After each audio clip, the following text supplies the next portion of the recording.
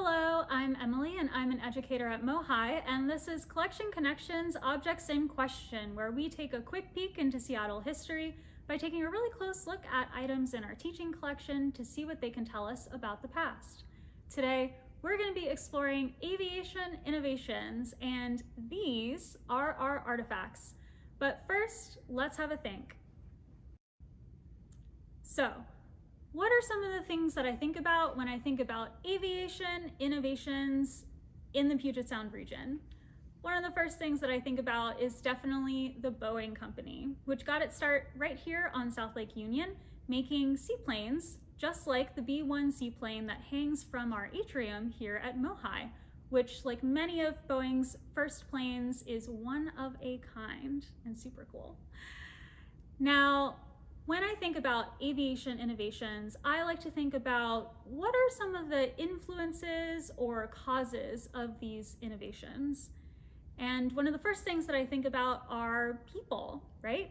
So Boeing was able to grow his business by hiring engineers to come up with new designs and hiring people like carpenters who had skills for putting the frames of wings together, and seamstresses who had the skills for sewing the fabric that went around the wing frames.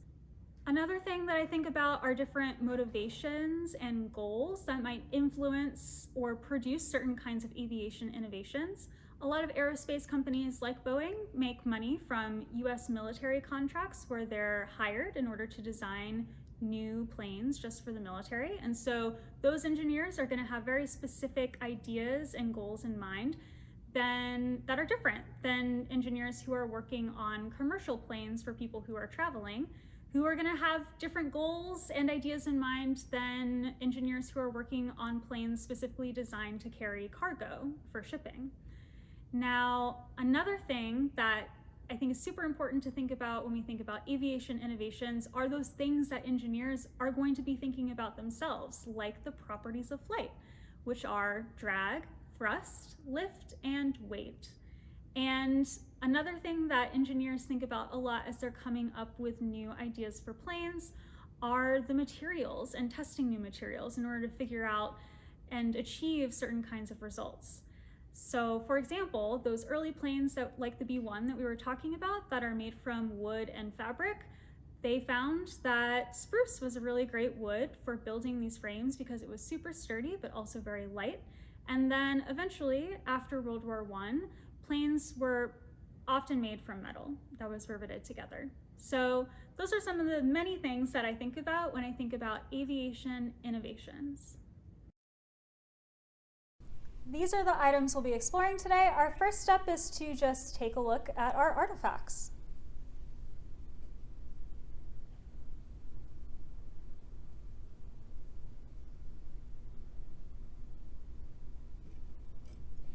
Now, our next step is to use our senses to make as many observations as possible. So I'll kind of do both objects at the same time, starting with size. So they're about the same size, about the width of my hand and the length of my hand.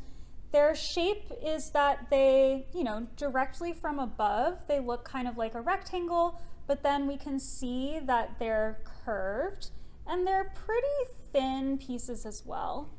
And in terms of shape, they're both pretty similar, although I will say that this material feels a little bit thinner than the other one.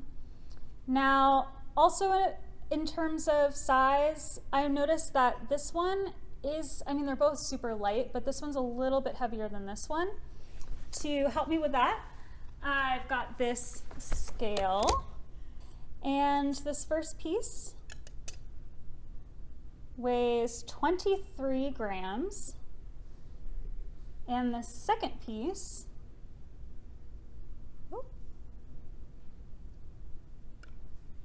weighs 7. So we can see that this piece is a lot lighter than the other one.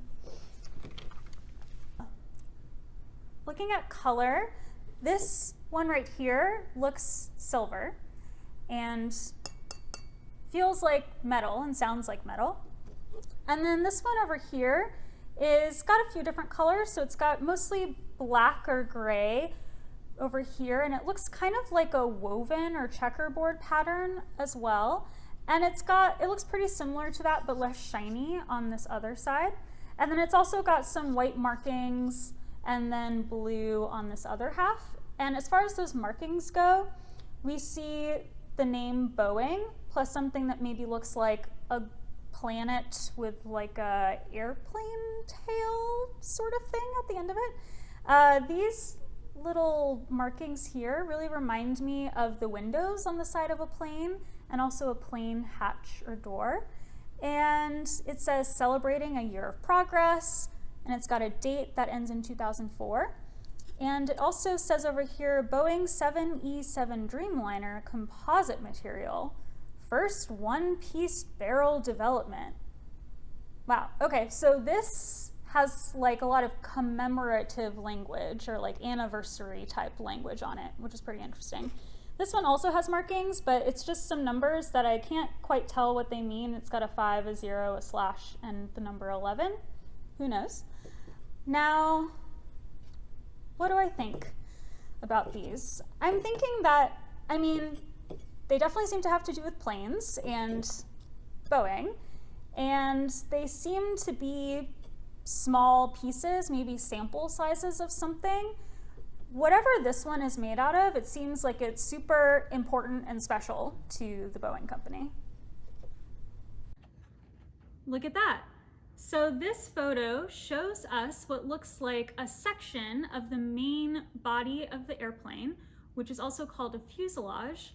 And if we look closely at the material that the fuselage is made of, the outside and the inside look a lot like the front and back side of that one of the materials that we were just looking at. And we also see on the side of this fuselage the word Boeing, just like our material. And we also see a little sign that says 787 fuselage. So I was right, it is a fuselage, and it's specifically the fuselage of a 787. This material here is carbon laminate composite. Composite means that it's made from multiple different kinds of materials, in this case 2. So it combines 2 materials to get both of their benefits. So this is made from graphite carbon fiber, which is really strong, and also epoxy resin plastic, which is really flexible. The composite material is a lot lighter than the aluminum alloy that we were looking at earlier, right? And so one of the benefits of making large sections of the plane, like the fuselage, out of composite materials is that it weighs a lot less, but it's still just as strong. One of the groundbreaking things about this composite material is that it can be made in really, really large sections and single pieces for both the fuselage and the plane wings. So aluminum alloy like this has to be riveted together with fasteners. And by using this composite material instead of aluminum alloy, this saved Boeing over 40 to 50,000 fasteners that they didn't have to use anymore, which makes the plane a lot lighter. So not only does the plane weigh less because the materials weigh less, but it also weighs less because you have to use less materials to fasten these pieces together. So what does this composite material tell us about innovations in aviation? One of the things that I definitely think it shows us is that it all comes back to those properties of flight, right? So because there is less weight in the body of the airplane, it means that you can go further on the same amount of gas, which is providing that thrust that's propelling the plane forward. Now, this might also have to do with different goals or motivations that engineers have in mind. So by using the same amount of gas but going further, that means that for commercial flights, you can also have longer trips with less layovers. Or if you are designing planes that are shipping cargo, it means that you can save money on gas for the same amount of distance. Now, I'm definitely really curious how these large pieces are made. What does that machine look like? And I'm definitely really curious to find out what the future holds for aviation innovations and what's going to be important for future engineers. To explore some of your history questions and check out different examples of flight in Seattle's history, you can go to the MOHI collection or the MOHI website at mohai.org. That's mohai.org. And let us know what you're wondering about by emailing us at education@mohai.org. Thanks for watching.